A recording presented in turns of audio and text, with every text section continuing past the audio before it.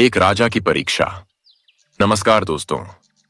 गहरे अंधेरे में डूबी रात, राजमहल के बड़े कक्ष में राजा चिंताग्रस्त बैठा था।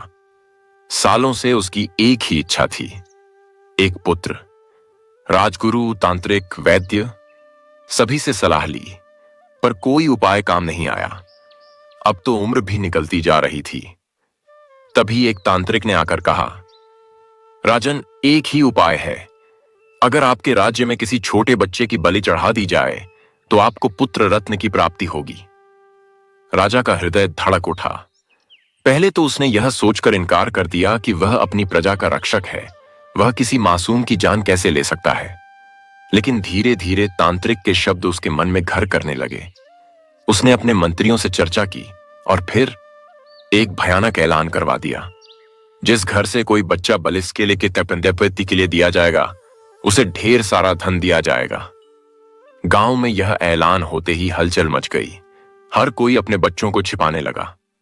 पर एक परिवार गरीबी से इतना टूट चुका था कि लालच में पड़ गया।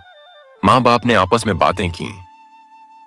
घर में खाने को कुछ नहीं, वैसे भी यह सबसे छोटा है, इसका क्या उपयोग? बाप ने कहा, अगर हम इसे दे दें तो हमारा जीवन संवर जाएगा। मां ने भी आंसू पोंछे और सिर झुका लिया। और फिर मासूम सा 6 साल का एक बच्चा अपने ही माता पिता की लालच का शिकार बन गया। जा बेटा, महल में खेल कूदने जा रहे हो, खूब मिठाइयां मिलेंगी। बच्चा खुश था। उसने सोचा कि मां बाप उसे राजा के पास भेजकर कोई खास इनाम दिलवाना चाहते हैं। पर हकीकत कुछ और थी। महल में भव्य अनुष्ठान की तैयारी हो चुकी थी। बड़े बड़े पंडित, यज्ञ, हवन, और बीच में खड़ा था वह मासूम बच्चा। राजा सिंहासन पर बैठा था, लेकिन उसका मन विचलित था। फिर भी उसने कठोर स्वर में कहा, बलि देने से पहले बच्चे की आखिरी इच्छा पूछी जाए। सभी चुप हो गए। बच्चा मुस्कुराया और भोलेपन से बोला, राजा साहब, मुझे थोड़ा सा मिट्टी का ढेर चाहिए। राजा और सभी दरबारी चौंक उठे। मिट्टी? इसका क्या करेगा? पर राजा ने आदेश दिया और कुछ ही पलों में मिट्टी लाकर उसके सामने रख दी गई। बच्चे का उत्तर जिसने सब बदल दिया। बच्चे ने मिट्टी से 4 छोटे छोटे मकान बनाए। सब उसे अचरज भरी निगाहों से देख रहे थे। अचानक बच्चे ने पहला मकान तोड़ा, दूसरा भी गिरा दिया, फिर तीसरा भी ध्वस्त कर दिया, लेकिन चौथा मकान जस का तस रखा। राजा घबराया। वह कुछ समझ नहीं पा रहा था। आखिर यह बच्चा क्या कर रहा है? उसने गुस्से से पूछा, तूने ये क्या किया? बच्चा मुस्कुराया और उसकी आंखों में गहरी चमक उभरी। राजा साहब, पहला मकान मेरे मां बाप का था, जिन्होंने मुझे केवल पैसों के लिए बेच दिया।